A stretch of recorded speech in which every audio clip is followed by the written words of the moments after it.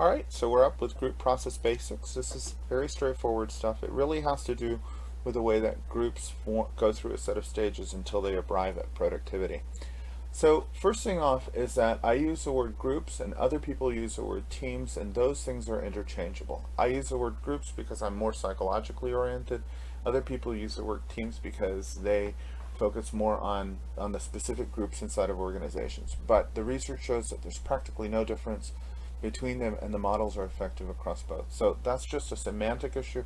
I use the word groups. Um, if you feel more comfortable with the word teams, off you go.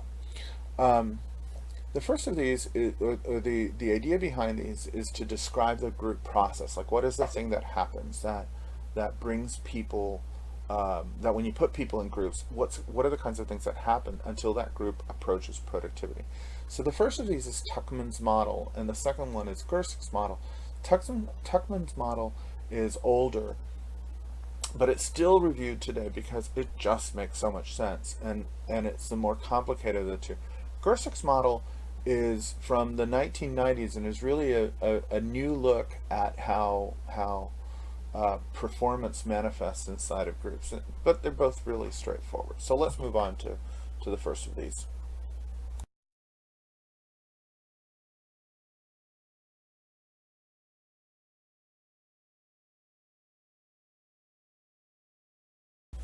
So I thought that it would be important as well to go into groupthink a little bit.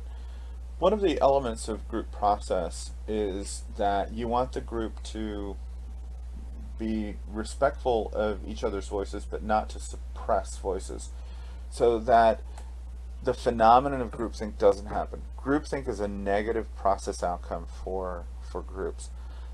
You want any group to have dissenting opinions within it. And in order to cultivate those dissenting opinions, it's very helpful for managers to assign the role of something like devil's advocate in a group.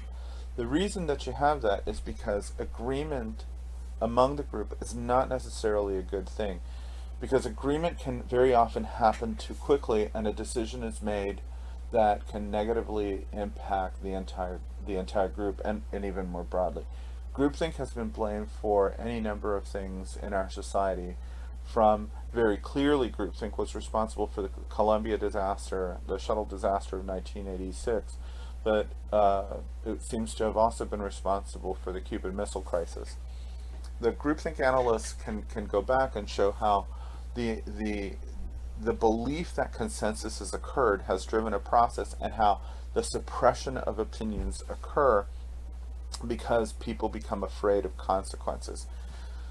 So, in looking at this historically, the groupthink theorists make a very clear point that within any group that we structure, and really within any department that we have, we want to have a couple of individuals that are present that can critically review and very comfortably provide opinion that may not be consistent with what the group wants.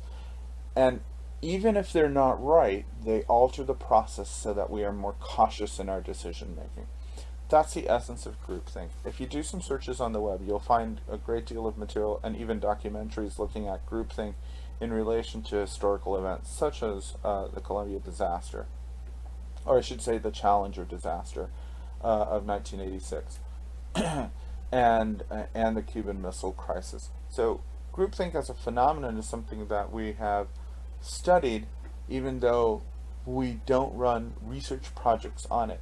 However, managerially, as a practical tool, it is something that we as managers must pay very close attention to, and including that devil's advocate to create that balance within the group.